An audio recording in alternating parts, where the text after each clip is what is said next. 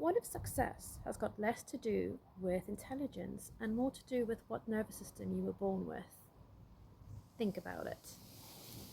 Some people are praised for pushing through, for moving faster, and for producing under pressure. And those of us who are struggling are simply told to build more resilience, more discipline, more motivation, and whatever's got to do with less capability and more to do with how the nervous system is responding to the same pressure. That changes conversation. Our society quietly supports one nervous system, the one that responds to pressure by action.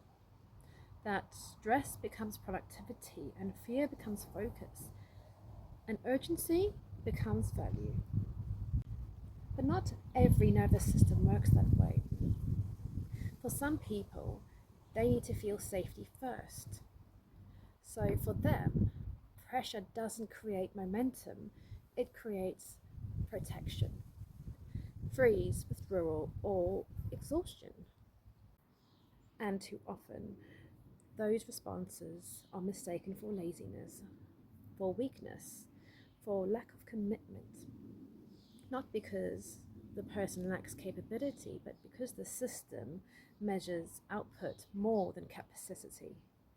This is why the workplace is such a powerful example.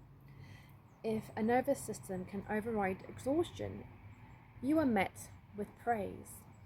And if a nervous system has reached its limits, then you may be performance managed.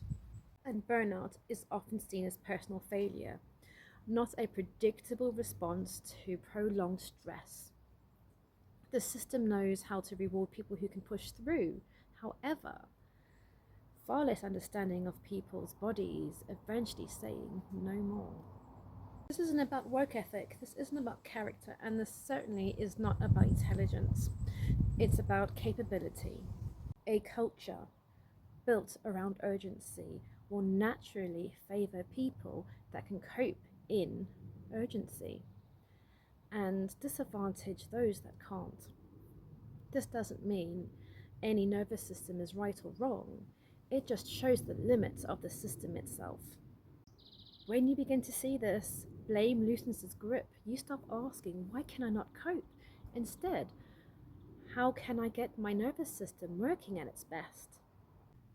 You also stop assuming that everyone experiences pressure the same way you do. That changes how you think about yourself. That changes how you think about other people. In the next episode, we'll explore success itself.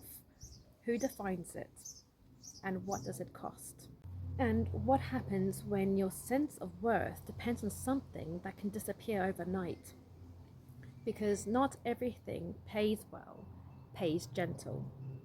Welcome back to another episode of Minds Out the Box.